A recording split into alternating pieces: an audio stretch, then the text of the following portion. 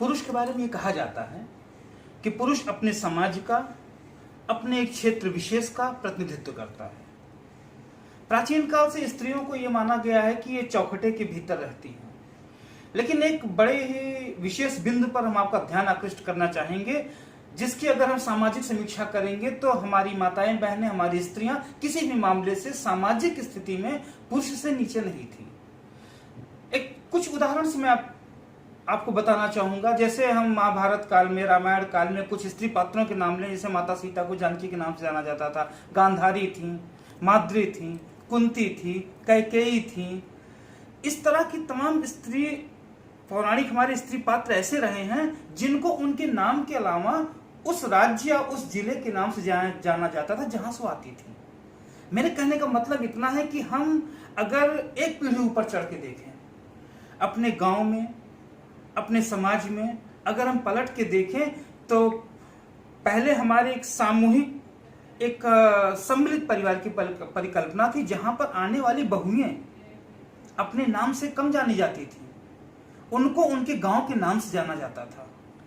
हम लोगों को याद है बचपन में हमारे गांव में, या आप भी अगर अपने 20 साल, 25 साल, 30 साल पीछे जाकर देखें तो अपने गांव समाज में तमाम ऐसी माताएं बहनें, बूढ़ी, दादी, काकी, जिनको हम उनके नाम से तो नहीं लेकिन उनके गांव के नाम से, जहां से वो ब्याह कर आई थी, उस समाज से जहां से वो होकर आई थी, उन्हीं के नाम से जाना जाता था। ऐसा क्यों था?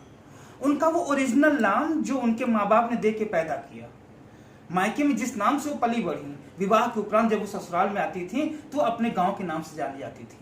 ये जानते हैं क्या है?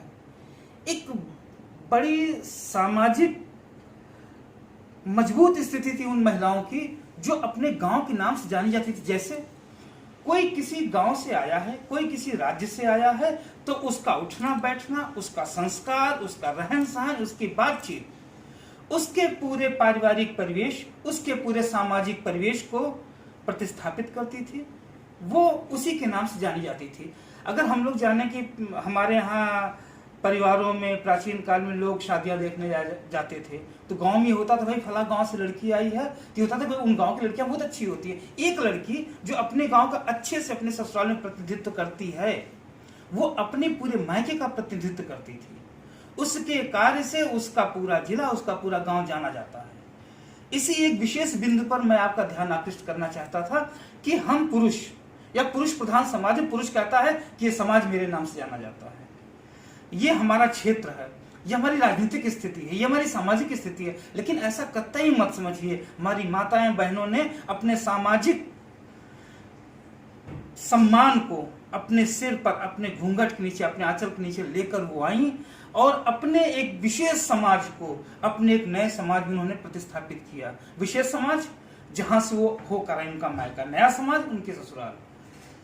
गांधारी गांधार से थी, कैकेयी कैके से थी, माता सीता जानकी जनकपुर से थी, द्रौपदी पांचाल की पांचाली बोली जाती थी। उसी प्रकार से वही परंपराएं आज तक हमारे पास चले हैं। तो दोस्तों, मैं इसी चीज पर आपका ध्यान आकृष्ट करना चाह रहा था कि जो प्राचीन काल में आज तक हमारे गांव घरों में, हमारे समाज में महिलाओं को उनके गांव समाज के नाम से जाना जाता था, ये सिर्फ ये था कि वो सिर्फ एक स्त्री नहीं थी, वो सिर्फ एक नारी नहीं थी, वो अपने पूरे समाज की मुखिया हुआ करती थी, जो अपने परिवार का, अपने समाज का संस्कार लेकर, अच्छी बातें लेकर, मर्यादाएं लेकर अपने मायके से निकलकर ससुराल में आती थी, उसको प्रतिस्थापित करती थी।